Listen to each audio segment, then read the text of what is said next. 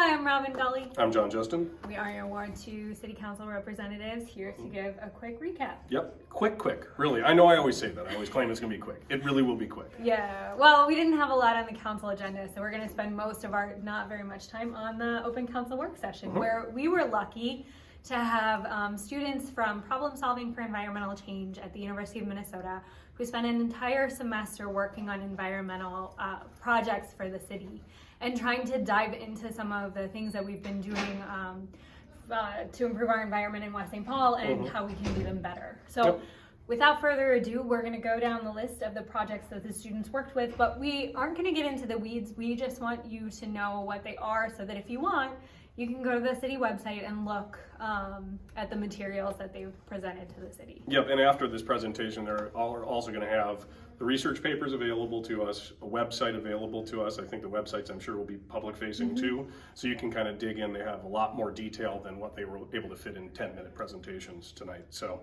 number one on that was reassessing our bike ped plan and looking at that. Number two was a parks assessment, so looking at our parks and seeing what we could do better. Number three was fruit-bearing trees and shrubs. I will get a little bit more involved in that. They're talking about the possibility of like a fruit garden or something where you could have edible food that was available to people, you know, just in an area in the city, which I thought was a fascinating idea. Number four was restoring native vegetation on South Robert Street, so making our right-of-ways and medians pollinator friendly and restoring native vegetation to those spaces.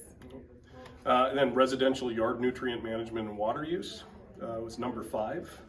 Number six was adopt a drain. So some of you might be familiar with that. It's where you literally adopt the sewer drain on your corner and then make sure that it's clear of leaves and other debris, and it's so helpful for our stormwater runoff, so we don't have to do as much work to treat our water. Yep. Number seven was a volunteer urban tree survey, which would mean that people would go through and kind of identify the trees that we have in public spaces, so we can do planning on where we might need more trees, where we might need to balance the kind of trees we have, things like that.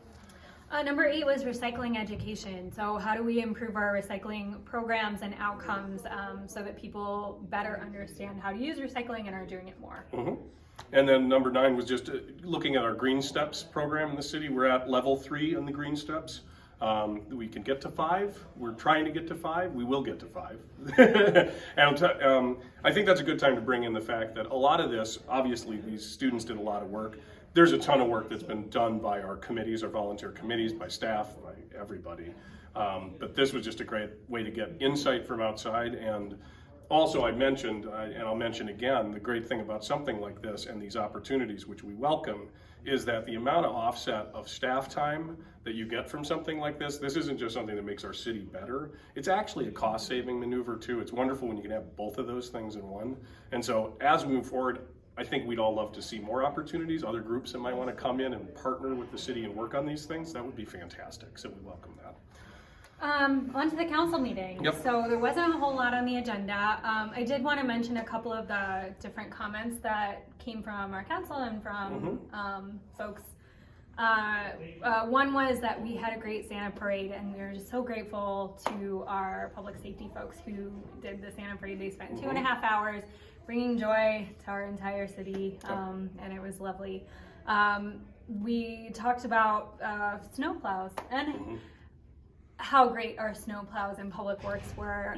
Really, they did such a fantastic job. They got a ton of shout outs on the neighbors page, but they deserved it. I mean, when we had that big snowfall the other day, by about 10 o'clock in the morning, you could drive anywhere in the city, and that was really a testament to the work of our public works folks and got out there with the snowplow, so thank you. And just two other things, as long as we're thinking about it.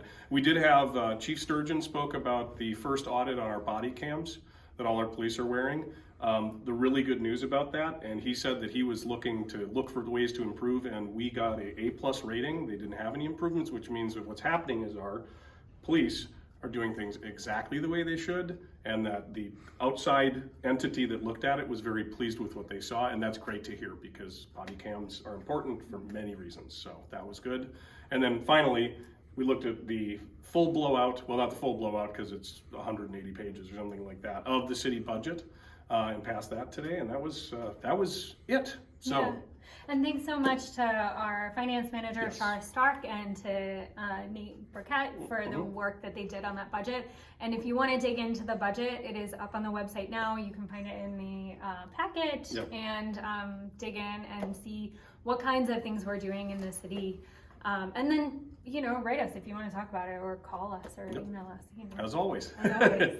That's it. Not bad. All right. Thanks so much, Thanks, everybody. everyone. Bye. See you after the new year. Yep.